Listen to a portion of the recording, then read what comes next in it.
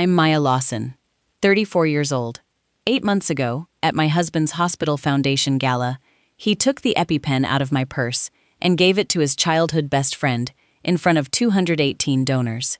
He said Serena looked scared, and I was probably overreacting. I was the one whose throat was closing. By the time he remembered I existed, a security guard had already saved the lobby footage, and that footage would later remove Ethan Sterling from the charity empire his family had controlled for 42 years. Before I tell you what happened next, let me take you back to the first year of my marriage. Before we get into this, please take a moment to like and subscribe, but only if this story truly resonates with you. And drop your location and local time in the comments. I want to know where you are right now. Ethan Sterling was the kind of man people trusted before he opened his mouth. He had the calm voice, the navy suits, the old Boston last name, and the practiced smile of someone raised around donor plaques and hospital wings. His mother, Celeste Sterling, chaired the Sterling Medical Foundation. Everyone treated that family like they had built half the city with kindness. I met Ethan at a compliance conference in Chicago. I was not rich. I was not connected. I was a forensic accountant who could read a messy ledger the way other people read weather. At 29, I had already helped 3 nonprofits survive state audits. Ethan said I was exact. He said I made chaos look simple. What he did not say was that he wanted me close because the foundation was chaos. For the first 18 months, I cleaned up their books quietly.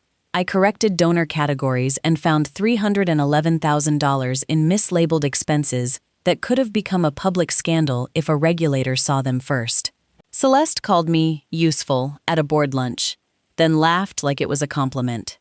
Ethan squeezed my hand under the table and whispered, "She means it kindly." That sentence became the weather of my marriage. Serena Vale was always somewhere in the room. She had known Ethan since kindergarten. She was elegant, soft-spoken, and fragile, in the way wealthy people sometimes reward. If a server brought the wrong tea, Ethan noticed. If Serena mentioned a headache, Ethan canceled dinner. If she posted a black-and-white selfie at midnight with the caption, "Some nights are heavy," Ethan drove 22 minutes across town to check on her. When I asked if boundaries might help, he looked genuinely disappointed in me. "Maya, she doesn't have many people," I wanted to say. Neither do I. Instead, I nodded, because I was still trying to be the wife who did not make everything harder. The gala happened on a Thursday in November, at the Seaport Crown Hotel, in a ballroom that smelled like orchids, polished wood, and expensive champagne. I remember Celeste inspecting the place cards like a general before battle. I also remember telling the catering manager, twice, that I had a severe shellfish allergy. It was on my guest profile, in the event contract, and printed in red beside my name on the kitchen service sheet. I carried 2 EpiPens because being prepared was not dramatic. It was survival. At 8:14 p.m., a server offered me what she called a mushroom tartlet. I took one bite. It tasted buttery, salty, and wrong. Within 5 minutes, my tongue felt thick and my neck started to itch. I put my champagne down and told Ethan quietly, "I need my bag." He was standing with Serena near the auction display. She had one hand pressed to her chest, her eyes wide and glossy. "I think I ate shrimp," she whispered. I stared at her plate. It had untouched salad and a slice of bread. Ethan turned to me. "Maya, where's your injector?" "My bag," I said. "Ethan, I need it." He did not move toward me. He moved toward my chair. I watched him open my clutch, take out one of my EpiPens, and place it in Serena's trembling hand. For a second, the room became very clear. The clink of forks, the murmur of donors. Ethan's thumb stroking Serena's wrist, as if she were made of glass. I grabbed his sleeve. "That is mine." He frowned, embarrassed by my volume. "Maya, don't start. She's panicking." "I cannot breathe." "You're talking, aren't you?" There are sentences that do not break your heart immediately. They just land somewhere deep and wait. A young security guard named Luis heard me cough. He stepped closer and asked, "Ma'am, are you okay?" I tried to answer. No sound came out. Luis did what my husband did not. He called 911 at 8:22 p.m. The recording later captured his voice saying, "Adult female, severe allergic reaction, breathing difficulty, Seaport Crown Hotel ballroom, 1 injector missing, need ambulance now, 1 injector missing." That phrase would matter later. Ethan finally looked at me when I slid down against the wall beside the coat check. Serena began crying. "This is my fault. Everyone will blame me." Ethan knelt beside her. "Not me, her." Luis pulled the second injector from my clutch and handed it to a retired ER nurse sitting at table 12. Her name was Patricia Bell. She saved my life before the ambulance arrived. I remember her voice near my ear. "Stay with me, honey. Keep looking at me. You're not alone." But I was alone. I was married, surrounded by 218 people, wearing a blue silk dress Ethan had chosen, and still alone. At the hospital, I woke up at 2:06 a.m. with a plastic band around my wrist and a throat that felt scraped raw. Ethan was not there. Celeste had left 3 voicemails. The first said, "Maya, this was very upsetting for Serena. Please don't turn it into a scene." The second said, "The gala raised $1.8 million tonight. We cannot have rumors about medical negligence." The third said, "A sterling wife protects the family name. Not, are you breathing? Not, are you alive? A sterling wife protects the family name." I listened to all 3 messages, then placed my phone face down on the blanket. The hospital room smelled like antiseptic and wet wool. Rain ticked against the window. Somewhere down the hall, a man laughed at a television show, and the normalness of that sound felt cruel. At 7:30 a.m., Ethan finally arrived with coffee in one hand and guilt arranged carefully across his face. "You scared everyone," he said. I looked at him. "Did I?" He rubbed his forehead. "Serena thought she was dying. So did I." He sighed, as if I had chosen the most difficult interpretation of his behavior. "Maya, she has anxiety. You know that. And I have a documented allergy." He set the coffee down. "Can we not do this right now? Mom needs you to make a short statement. Just say the hotel handled everything well and you're recovering. No mention of the injector, no mention of Serena. We can't risk donor confidence." That was the moment something inside me went still. I asked, "Did you come here because you were worried? Or because your mother sent you?" He did not answer quickly enough, so I answered for him. "Leave." Ethan stared at me like he had never seen me clearly before. Maybe for 3 years, he had only seen the woman who fixed the foundation, hosted the dinners, and swallowed every humiliation neatly enough not to stain the tablecloth. When he left, I called the one person who had always told me the truth, my Aunt Vivian. She answered on the second ring. "Maya," I said, "I need a lawyer, and I need someone who knows nonprofit law." She was silent for one breath. Then her voice sharpened. "Finally." Within 48 hours, I had 3 things Ethan did not know about. First, I had the hospital records stating anaphylaxis, emergency intervention, and delayed access to prescribed medication. Second, I had the 911 recording, requested through the hotel's incident process. Third, I had Luis. Luis had saved the hallway camera footage because, in his words, something felt wrong about the guy taking medicine from the woman who was collapsing. He had also written a security incident report at 8:47 p.m. before anyone from the Sterling family could clean up the story. The footage was silent, but silence can be generous. It showed Ethan opening my clutch. It showed him removing my injector. It showed me reaching for his sleeve. It showed Serena holding the device without using it, while I slid down the wall behind them. Facts do not need dramatic music. They just need to exist. I need to pause here for a second. If you've ever been in a situation where the truth was obvious but people still protected the person who hurt you, drop a comments. And if you think Ethan will regret asking me to protect his family name, type karma. For almost 2 years, I had suspected the Sterling Medical Foundation had a Serena problem. Serena ran something called Vale Wellness Initiative. On paper, it provided trauma recovery workshops for underserved women. In reality, it occupied a renovated townhouse in Beacon Hill and charged $900 for restorative leadership circles. I had flagged the payments 6 times. $42,000 for consulting, $67,500 for community outreach, $118,000 for venue partnership. By the time of the gala, the total transfers from restricted hospital access funds to Serena's initiative had reached $613,400. Restricted funds are not flexible. A hospital transportation fund cannot become Serena's candle budget because Celeste Sterling enjoys her company. I had said this in emails. I had attached the policies. I had even drafted a corrective action plan. Ethan's replies were always short. Not now. Mom approved it. Serena's work matters. After the hospital, I stopped trying to persuade him privately. I printed everything.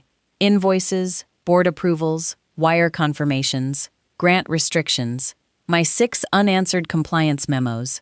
The Gala incident just gave me the one thing I had been missing: proof that the Sterlings would risk a real person's safety to protect a curated story. On the 5th day, Ethan came home to find my closet half empty. He stood in the bedroom doorway while I folded sweaters into a gray suitcase. The room smelled faintly of cedar and the lavender sachets I used to place in his drawers. "You're not serious," he said. I zipped the suitcase. "I am." "Over one bad night?" I looked at him for a long moment. "No, Ethan. Over 1,096 bad days that you taught me to call marriage." His jaw tightened.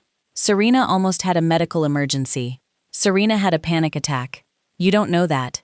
I know she never used the injector you took from me. I know her oxygen saturation was 99 when the paramedics checked her. I know mine was 86. His face changed. Not with remorse, with calculation. "Who told you that?" That was when I knew he was not afraid he had hurt me. He was afraid I could prove it. I moved into Aunt Vivian's guest house in Cambridge. It had slanted floors, a noisy radiator, and a kitchen window facing a bare maple tree. It was the safest place I had slept in years. For 19 days, I did not answer Ethan's calls. I communicated through my attorney, Marisol Grant, a woman with silver hair, red reading glasses, and the calmest anger I had ever seen. She filed for divorce, requested preservation of all foundation records, and sent a formal notice to the board about potential misuse of restricted charitable funds. Celeste called me 11 times in one afternoon. I saved every voicemail. "Maya, don't be vindictive. Maya, you're confused. Maya, you owe this family discretion." The last one was my favorite. "You will never work in nonprofit finance again if you do this." I forwarded it to Marisol. She replied, "Beautiful. Retaliation threat. Keep them talking." At the same time, I resigned from the foundation and opened my own compliance practice. I called it Harbor Ledger. The first month, I had 2 clients. By month 4, I had 9. By month 7, I had a waiting list, because nervous boards pay people like me to prevent disasters. I was not healed. Some days, I climbed. Some days, I sat down on the step and breathed. But I did not go back. The confrontation happened on a Tuesday morning in March, inside the Sterling Foundation boardroom. 32 people sat around a walnut table. Ethan was at the head, wearing the same navy suit he wore when he wanted people to forget he was scared. Celeste sat to his right. Serena sat near the window. They expected me to sign a settlement statement. 1 page, 5 paragraphs. It said my allergic reaction had been promptly handled, no foundation officer had acted improperly, and my divorce from Ethan was unrelated to foundation governance. In exchange, they offered me $250,000 and mutual dignity. I read it once, then I placed it back on the table. "No." Celeste's nostrils flared. "Maya, be reasonable." "I am being reasonable. That's why my attorney is here." Marisol opened her leather folder. Ethan leaned forward. "Before you do something you can't undo, remember who gave you credibility in this city." I almost smiled. "No, Ethan. I remember exactly who gave me credibility." I did. The room went quiet. I connected my laptop to the boardroom screen. First came the hotel footage. No sound. Just the truth in grayscale. Ethan taking the injector, Serena holding it, me collapsing behind them. Nobody spoke. Then came the 911 transcript. Adult female, severe allergic reaction, 1 injector missing. Then the hospital report. Delayed access to prescribed epinephrine device. Oxygen saturation 86. Emergency treatment required. Serena stared at the table. Celeste's face hardened, but her hands shook. Ethan said, "That footage is being taken out of context." Marisol looked at him. "Excellent. Then you'll enjoy the next context." The screen changed. Wire transfer reports. Grant restrictions. Vail wellness invoices. My memos. Ethan's replies. Celeste's approvals. Serena's signature on 3 invoices marked Community Transport Program. including one for $28,000 that paid for a private retreat in Sedona. A board member named Mr. Halpern removed his glasses. "Is this donor-restricted money?" I answered calmly. "Yes," another board member whispered. "Oh my God." Serena started crying first. I didn't understand the categories. Ethan said it was fine. Ethan turned toward her. "Serena," Celeste snapped, "be quiet." That was when I knew the family machine had finally turned on itself. Ethan looked at me. Really looked at me. "Maya, we can fix this privately." I shook my head. "You had 6 memos, 2 years, and 1 wife on a ballroom floor struggling to breathe. Privacy is not accountability." Celeste stood. "You are destroying a foundation that saves lives." "No," I said. "The foundation can survive an audit. It cannot survive people like you, treating donor money and human beings like personal property." Her face went pale with rage. "After everything we gave you," I clicked to the final slide. It was a screenshot of Ethan's text from the morning after the hospital. "Mom needs you to make a short statement." No mention of the injector. No mention of Serena. I let everyone read it. Then I said, "You gave me a role. I gave myself a life." The State Charity Division had already received the files that morning at 8:05 a.m. 2 board members resigned before lunch. By Friday, Ethan was placed on administrative leave. Celeste stepped down for health reasons, which is what powerful people sometimes call consequences. Serena's initiative was suspended pending investigation, and the townhouse with the candle room closed 6 weeks later. Ethan came to Vivian's gate on a rainy evening in April. He looked smaller without a room full of people believing him. He held a blue envelope in both hands. "I wrote you a letter," he said through the intercom. I asked, "Is it an apology or an explanation?" He did not answer, so I did not open the gate. A month later, the divorce settlement was finalized. I kept my business, my records, my peace, and the antique watch my father had given me before he died. Ethan kept the condo, the family name, and whatever version of himself he could still defend. People asked if I felt victorious. Not exactly. Victory sounds loud. What I felt was quieter. Like unlocking a window in a room I had forgotten was sealed. Like breathing without checking whether someone else approved of the air. Harbor Ledger turned 1 year old last week. We have 14 clients now. Luis works for us part-time while finishing his criminal justice degree. Patricia Bell, the retired ER nurse, came to our anniversary dinner. Aunt Vivian gave a toast that lasted 38 seconds because she hates public speaking. But it made me cry anyway. She said, "To Maya, who finally stopped auditing everyone else's truth and started trusting her own. I still carry 2 EpiPens. That has not changed. But everything else has. If you are listening to this and you have been trained to stay quiet for the family, the marriage, the reputation, the donors, the neighbors, the story other people prefer, please hear me clearly. The truth is not revenge. It is just a mirror. And when people hate the mirror, it is usually because they recognize themselves. I did not ruin Ethan Sterling. I did not ruin his mother. I did not ruin Serena. I only stopped protecting them from the documents they created, the footage they appeared in, and the choices they made when they thought I would stay silent. Boundaries are not cruelty. Evidence is not bitterness. Leaving is not failure. Sometimes leaving is the first honest thing you do for yourself. If this story resonated with you, drop a comment, tell me your story, or just let me know you're here. Because honestly, knowing I'm not alone in this means more than you can imagine. And if you want to know what happened when Ethan tried to get back onto the hospital board, let me know, and maybe I'll tell that story next time. My husband once told me I was overreacting because I could still talk. Now I use my voice for a living. And this time, I'm not asking anyone for permission to breathe.